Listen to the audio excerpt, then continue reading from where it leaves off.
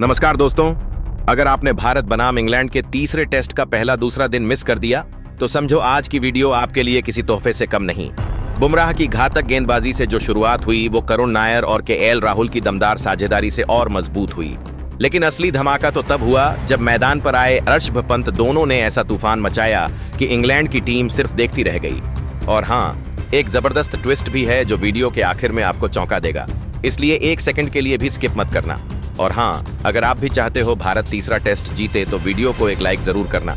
Target है सिर्फ 500 likes और मुझे पता है आप लोग आराम से इसे पार करा दोगे। और कमेंट में भी बताना पंत, रोहित और कोहली में से कौन अच्छा बल्लेबाज है। तो चलिए बिना किसी देरी के शुरू करते हैं वीडियो। दोस्तों, भारत और इंग्लैंड के बीच तीसरे टेस्ट मैच के दूसरे दिन का मुकाबला खेला जा चुका है। और दोस्तों, यह दिन भारतीय बल्लेबाजों के लिए इतना यादगार बन गया क्योंकि एक समय पर जोफ्रा आर्चर ने मैदान पर ऐसा कोहराम मचा रखा था कि कोई भी बल्लेबाज अपना हाथ खोलने से डर रहा था।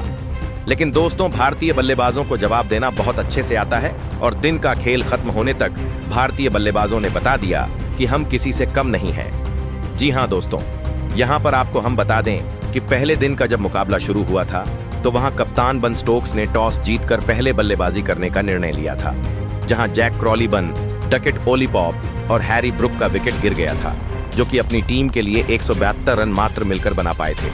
लेकिन जो रूट ने 99 रन और बन स्टोक्स ने 29 रन बना दिए थे पहले दिन, जिसके चलते इंग्लैंड की टीम 4 विकेट के नुकसान पर 251 रन बनाने में कामयाब हो सकी थी। अब यहां इससे आगे शुरू हुआ दूसरे दिन का खेल। जी हां दोस्तों, भारत की टीम के खिलाफ एक बार फिर से जो रूट और बन स्टोक्स बल्लेबाजी करने के लिए आए, जहां दोनों बल्लेबाजों ने आज एक नई रणनीति पर काम करना शुरू किया। एक दिन पहले यह बल्लेबाज काफी डिफेंसिव खेल रहे थे, लेकिन आज चौके की बरसात शुरुआत से ही नजर आने लग गई। बन स्टोक्स कोशिश कर रहे थे अपना अर्धशतक पूरा करने की, लेकिन दोस्तों जसप्रीत बुमराह ने ऐसा उनको करने नहीं दिया, क्योंकि बुमराह ने 86वें ओवर की दूसरी गेंद पर बन स्टोक्स को 44 रन पर ही क्लीन बोल्ड कर दिया। अब दोस्तों, पांचवा बड़ा झटका इंग्लैंड की टीम को मात्र 260 रन के कुल स्कोर पर लग चुका था। अब यहां मैदान पर जो रूट का साथ निभाने के लिए जेमी स्मिथ उतर चुके थे, जहां जो रूट और जेमी स्मिथ के बीच यह साझेदारी छठे विकेट के लिए मात्र 11 रन की हो पाती है, तभी जो रूट अपना विकेट खो देते हैं। जी हां दोस्तों, शतक पूरा करने के बाद जो रूट 104 रन बनाकर बुमराह की ही अंदर आती हुई यॉर्कर लेंथ गेंद पर आउट हुए। अब दोस्तों, बुमराह ने यह 2 झटके आज दूसरे दिन इंग्लैंड की टीम को देकर इनके 6 विकेट गिरा दिए थे, वो भी 276 पर। अब ऐसा लगने लगा कि इंग्लैंड के बल्लेबाज 300 रन से पहले ही ढेर हो जाएंगे। लेकिन दोस्तों, यहां जेमी स्मिथ ने भारत के अरमानों पर पानी फेरने का काम किया, क्योंकि जब जेमी स्मिथ का साथ देने के लिए क्रिस वॉक्स उतरे थे तो 88वें ओवर की दूसरी गेंद पर क्रिस वॉक्स को जसप्रीत बुमराह ने गोल्डन डकआउट कर दिया था। अब दोस्तों, 7 बड़े झटके लग जाने के बाद बुमराह ने चांस बनाया था जेमी स्मिथ को भी इसी ओवर में आउट करने का, लेकिन दोस्तों के एल राहुल से वो कैच छूट गया, जिसके चलते जेमी स्मिथ यहां बच गए और ब्रायडन कार्स के साथ मिलकर उन्होंने 84 रन की साझेदारी कर डाली। जी हां दोस्तों, इस दौरान जेमी स्मिथ ने 8वें विकेट के लिए 84 रन जोड़ दिए और 51 रन बनाकर जब जेमी स्मिथ खेल रहे थे और वह भी 56 गेंदों में, तब मोहम्मद सिराज ने उनको ध्रुव चुड़ैल के हाथों कैच आउट करवाया। अब यहां इंग्लैंड को 8वां झटका लग चुका था 355 रन के स्कोर पर।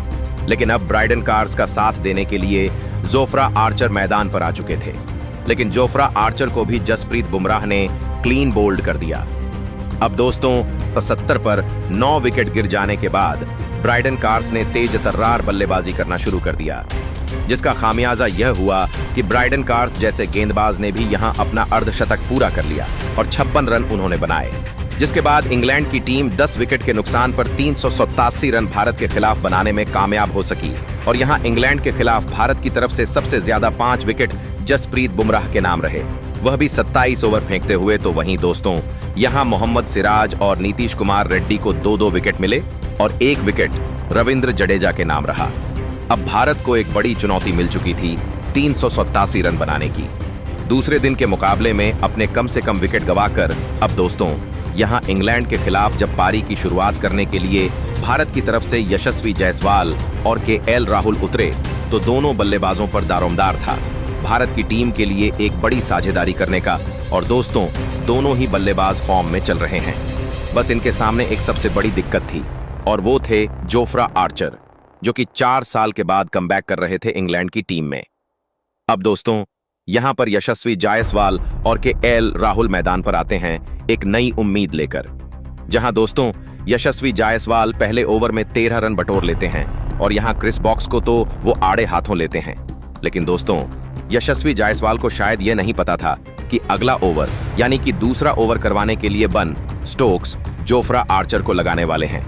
और दोस्तों, जोफ्रा आर्चर आए, उन्होंने पहली गेंद सबसे पहले केएल राहुल को डाली, तो केएल राहुल ने 1 रन भागकर स्ट्राइक पर यशस्वी जायसवाल को ला दिया। और दोस्तों, अब यशस्वी जायसवाल स्ट्राइक पर थे। दूसरी गेंद बाहर जाती हुई यशस्वी जायसवाल ने मिस करी और यह गेंद बल्ले से बाल बाल बची किनारा लेते हुए। अब दोस्तों, यहां दूसरी गेंद के बाद तीसरी गेंद जब जोफ्रा आर्चर ने पैर की तरफ इन स्विंग गेंदबाजी करवाई, तो दोस्तों यशस्वी जायसवाल इस गेंद को खेलने से पहले काफी ज्यादा लड़खड़ा गए और दोस्तों उन्होंने इसी लड़खड़ाहट में अपना विकेट भी गवा दिया। जी हां दोस्तों, यशस्वी जायसवाल जो कि काफी अच्छे दिखाई दे रहे थे, पिच पर मात्र 8 गेंदों में 13 रन बनाकर जोफ्रा आर्चर का शिकार बने और 3 चौके इस दौरान उन्होंने लगाए थे। लेकिन दोस्तों, जायसवाल का विकेट लेते से ही जोफ्रा आर्चर काफी खुशी से झूमते हुए नजर आए, क्योंकि 4 साल के बाद टेस्ट क्रिकेट में यह विकेट लिया। तो दोस्तों, अब केएल राहुल का साथ निभाने के लिए करुण नायर मैदान पर आ चुके थे, जहां दोनों बल्लेबाजों ने चाय ब्रेक तक भारत का कोई और विकेट गिरने नहीं दिया और 44 रन पर 1 विकेट के नुकसान पर भारत ने दूसरे दिन का दूसरा सेशन समाप्त किया। अब दोस्तों, केएल राहुल और करुण नायर पर चाय ब्रेक के बाद जिम्मेदारी थी काफी बड़ी स्कोर को आगे लेकर जाने की। अब यहां बन स्टोक्स जब चाय ब्रेक के बाद 15वां ओवर करवाने के लिए आए, तभी अंपायर ने बेईमानी करके करुण नायर को तीसरी गेंद पर बन स्टोक्स की आउट दे दिया था कि गेंद बल्ले से लगकर पीछे जिमी स्मिथ के हाथों में गई है। लेकिन दोस्तों, करुण नायर ने बिना समय गवाते हुए फैसला किया डीआरएस लेने का और उसमें पाया गया कि करुण नायर नाबाद हैं, क्योंकि गेंद थाई पैड से लगी है, न कि करुण नायर के बल्ले से। अब करुण नायर को गुस्सा आ चुका था और वह अपनी खतरनाक बल्लेबाजी करना शुरू कर देते हैं। देखते ही देखते करुण नायर ने स्कोर को चौके में तब्दील करना शुरू कर दिया। अब यहां करुण नायर के बल्ले से आग उगल रही थी। केएल राहुल और करुण नायर ने मिलकर चाय ब्रेक के बाद दूसरे विकेट के लिए इस साझेदारी को 61 रन का कर दिया था, जिसमें 40 रन का अकेले योगदान तो करुण नायर का ही था। अब दोस्तों, ऐसा लगने लगा कि करुण नायर यहां अपना अर्धशतक पूरा करेंगे और शतक जड़ेंगे। लेकिन दोस्तों, उनके बीच में आ गए बन स्टोक्स। दरअसल हुआ यह कि पारी का 21वां ओवर था और इस ओवर में बन स्टोक्स ने खुद जिम्मेदारी ली कि मैं गेंदबाजी करूंगा। अब बन स्टोक्स मैदान पर थे। उन्होंने आते से ही दूसरी गेंद को थोड़ी हवा देने की कोशिश की। अब गेंद बल्ले का भारी किनारा लेते हुए नीचे की तरफ झुकाव ले रही स्लिप में जाते वक्त। लेकिन दोस्तों, वहां खड़े जो रूट ने बहुत अच्छा कैच पकड़ा करुण नायर का, जिसके चलते भारत की टीम को यह दूसरा बड़ा झटका लगा। 62 गेंदों में 40 रन बनाकर आउट हो गए।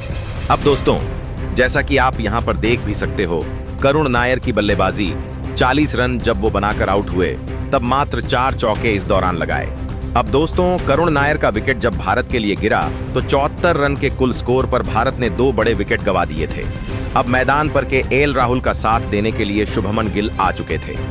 अब दोस्तों, शुभमन गिल तो चल अच्छे फॉर्म में रहे हैं, लेकिन उनका साथ देने वाले केएल राहुल हर पल यही कोशिश कर रहे थे कि मैं टीम का और कोई विकेट गिरने ना दूं। यहां पर केएल राहुल पर जिम्मेदारी थी थोड़ा स्लो बल्लेबाजी करें और शुभमन गिल पर जिम्मेदारी थी कि आप तेज बल्लेबाजी करके टीम के स्कोर को संतुलित रखें। अब यहां इन दोनों बल्लेबाजों ने भारत की टीम को 30वें ओवर में 100 रन के पार पहुंचा दिया, 2 विकेट के नुकसान पर। अब यहां भारत पर जिम्मेदारी थी, क्योंकि अब यहां भारतीय टीम जानती थी कि अभी भी अपना काम खत्म नहीं हुआ है, क्योंकि 287 रन से अभी भी हम पीछे हैं और अब यहां से गियर पकड़ना टीम इंडिया को बहुत जरूरी था। दूसरे दिन का खेल समाप्ति की ओर आगे बढ़ रहा था। हर कोई यही सोच रहा था कि भारत के टीम के लिए सब कुछ सही जा रहा है और अभी तो केएल राहुल और शुभमन गिल ने मैच को संभाल रखा है। लेकिन दोस्तों, तीसरे दिन के मुकाबले में अब शुभमन गिल के आउट हो जाने के बाद ऋषभ पंत पर जिम्मेदारी है कि वो शतक जड़कर भारत की टीम को एक नई उम्मीद दें, क्योंकि दोस्तों, इंग्लैंड की गेंदबाजी काफी शानदार और सटीक लाइन लेंथ पर चल रही है। बस केएल राहुल ही यहां पर अपनी टीम को संभालने का काम कर रहे हैं। बाकी सामने से बल्लेबाज एक के बाद एक ढेर होते चले जा रहे हैं सेट होने के बाद। लेकिन अब लाइव मुकाबला देख लेने के बाद आप सभी को क्या लगता है कि भारत की टीम के लिए क्या तीसरा टेस्ट मैच हम जीत पाएंगे? अपनी कीमती राय हमें कमेंट बॉक्स में कमेंट करके जरूर बताइएगा। उम्मीद है आपको दिखाई हुई जानकारी पसंद आई होगी। वीडियो अच्छा लगा तो वीडियो को लाइक करना, चैनल को सब्सक्राइब करना। जय हिंद, जय भारत।